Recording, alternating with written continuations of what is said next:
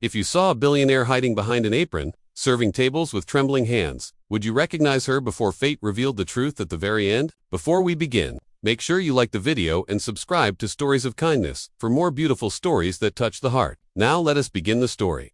Story 1, Chapter, Single Paragraph. Sophia Harrington had lived her entire life inside glittering walls, surrounded by chandeliers, private jets, assistants, and the endless hum of wealth, but for the first time in 30 years she felt something she had never felt before, the fear of not being understood, the fear that she had forgotten the world outside her luxury tower, and so she made a decision that shocked her entire staff by announcing she would spend one full week working undercover as a waitress in a small, family-run diner on the edge of the city where nobody knew her face, her name, or the empire she ruled. And on her first morning she arrived wearing simple black pants, a plain shirt, and a nervous smile.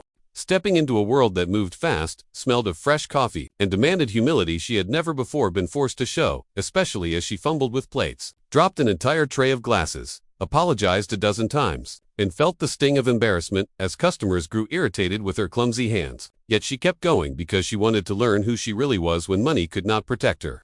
And by the third day, she found herself exhausted, sweaty, and fighting the ache in her feet when a man with worn shoes, tired eyes, and gentle manners entered the diner holding a small paper bag of tools, because he had come straight from his job repairing old elevators across the city, and he quietly took a seat by the window as though he never wanted to trouble anyone. So she approached him with her notebook and asked what he would like, and he smiled politely, ordering the cheapest sandwich on the menu with a glass of water because he did not want to spend more than he had. And Sophia felt something soften inside her as she watched him eat slowly, savoring each bite like it mattered. And when her break finally came, she sat at a corner table, rubbing her aching wrists, unaware that the poor mechanic had been watching her struggle all morning. Noticing how every time someone snapped at her, she simply apologized instead of defending herself. And after a few minutes, he approached her table awkwardly, placing a few crumpled bills beside her plate and saying he wanted to pay for her lunch because it looked like she had been having a hard day and everyone deserved a small kindness, leaving Sophia stunned, speechless, and fighting the sudden sting of tears because nobody had ever paid for anything for her before, let alone a man who clearly had so little. And she tried to stop him, insisting she could not accept.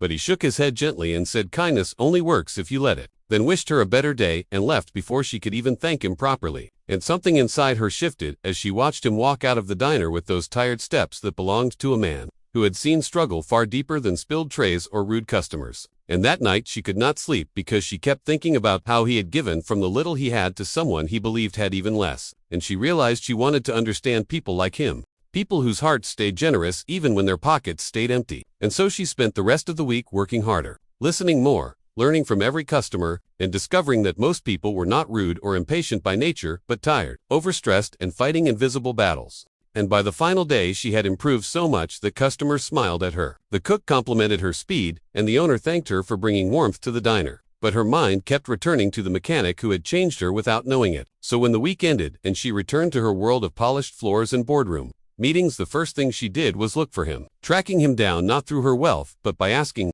around the old neighborhoods where elevator repairmen often worked, until she found a coworker who said the man's name was Daniel and that he was one of the kindest men in the company, always the first to help others, even when his own problems piled high. And eventually she found him fixing an elevator in a rundown apartment building.